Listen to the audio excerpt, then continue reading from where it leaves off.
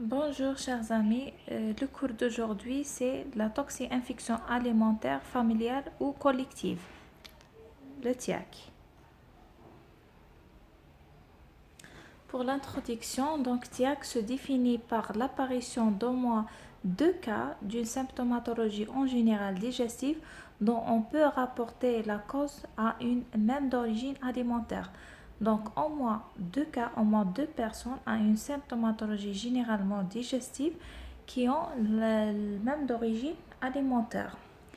On a trois principales causes de TIAC sont Salmonella, Staphylococcus aureus et Bacillus cereus.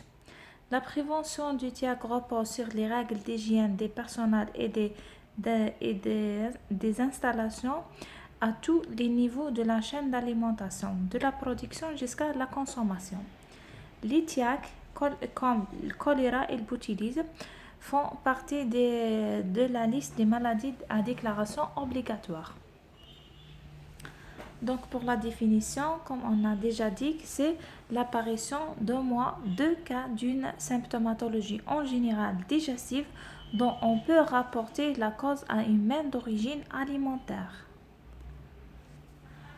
Maintenant, les sources et voies de transmission. La consommation d'aliments, c'est par la consommation d'aliments contaminés par certaines bactéries ou leurs toxines, par des virus ou par des parasites. La toxinogénèse peut avoir lieu dans l'aliment, c'est-à-dire c'est une toxine qui est préforme avant l'introduction dans le tube digestif, elle est déjà formée dans l'aliment. Et ce caractéristique de cette toxine qui est une toxine thermostable.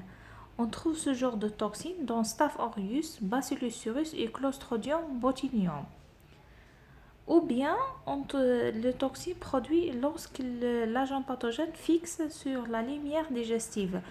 Et dans ce cas, le toxine est thermolabile, comme dans le Bacillus cereus. Donc, le Bacillus cereus a deux toxines, thermostables et thermolabiles.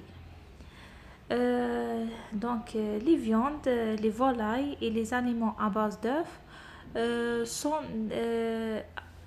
les plus souvent incriminés, ainsi que les fruits de mer. Donc les principaux facteurs favorisant le non-respect de la chaîne du froid, erreur dans le processus de préparation des aliments, délai trop important entre la préparation et la consommation. Donc ce sont trois facteurs en général, le non-respect des chaînes froides, erreur dans la production de la préparation et délai trop important entre la préparation et la consommation. Maintenant, on passe aux manifestations cliniques. Donc, les manifestations cliniques selon l'agent pathogène, des nausées, des vomissements, c'est la toxine thermostable, comme dans le Staphylococcus aureus ou bien Bacillus cereus. La neurotoxine de dinoflagelle dans le coquillage et le gros poisson tropicaux. Les histamines, comme on trouve dans le thon, les toxines de champignons et les produits chimiques. Diarrhée cholériforme, comme dans le Clostridium perfringens, Bacillus cereus, E. coli entérotoxinogène et les virus norovirus. Diarrhée dysentérique avec fièvre, les agents sont Salmonella sp, Campylobacter jejuni, Vibrio Paraamyoliticus, Enterocoque, E. coli entéro-invasive, Yersinia, Shigella aussi. Les hépatites aiguës, le virus hépatite A, l'hépatite E, troubles neurologiques moteurs ou sensitifs sans troubles digestifs. Donc pour les manifestations, on a des manifestations digestives et des manifestations neurologiques. D'accord? Donc pour les manifestations digestives, comme Salmonella enterica ou bien Salmonella notifiée.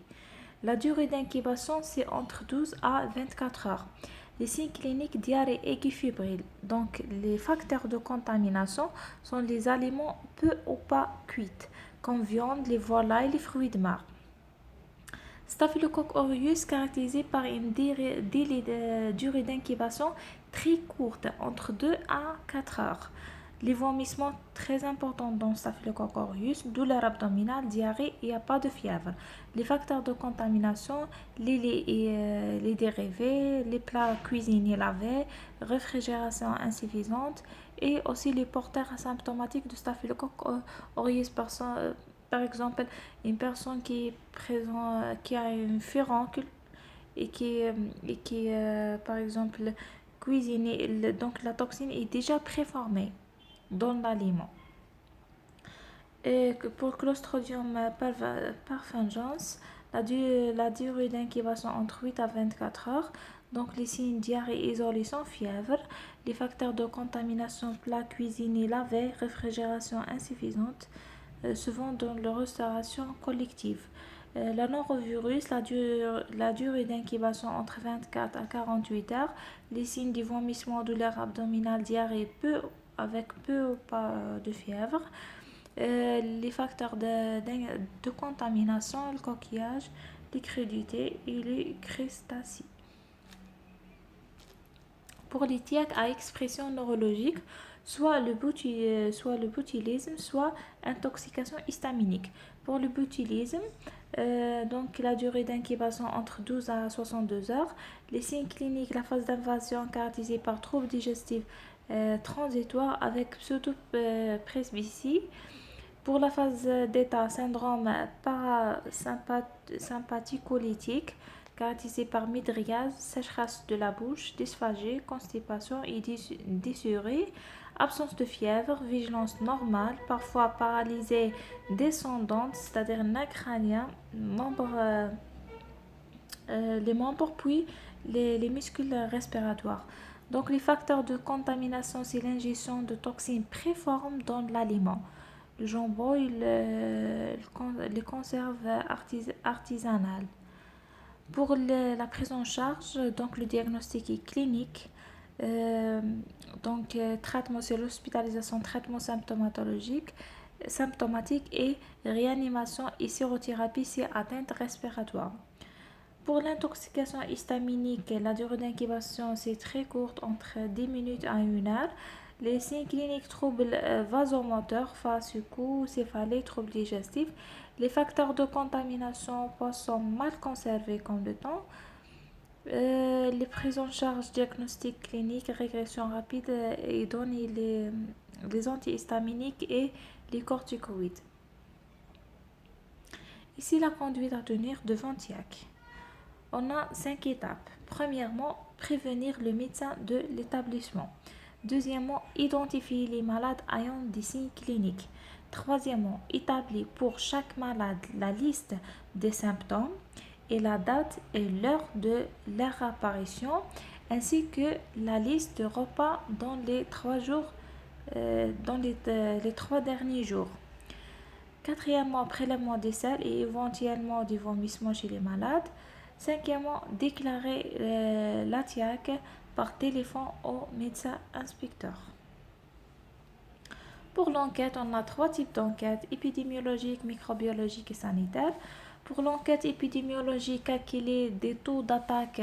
Le taux d'attaque, c'est le rapport du nombre de malades sur le nombre d'individus présents dans la collectivité où le foyer est déclaré. Aussi, voir les distributions du cas en fonction du temps et dans l'espace. Pour l'enquête microbiologique basée sur les prélèvements, l'enquête sanitaire basée sur la production, le transport et le stockage.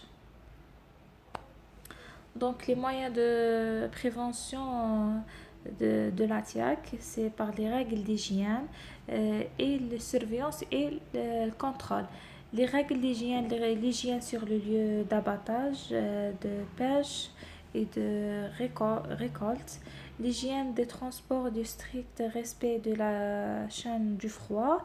L'hygiène des cuisines, du strict respect du principe de la marche en avant, le circuit, l'organisation, etc. Et aussi l'éducation sanitaire du personnel de la chaîne alimentaire.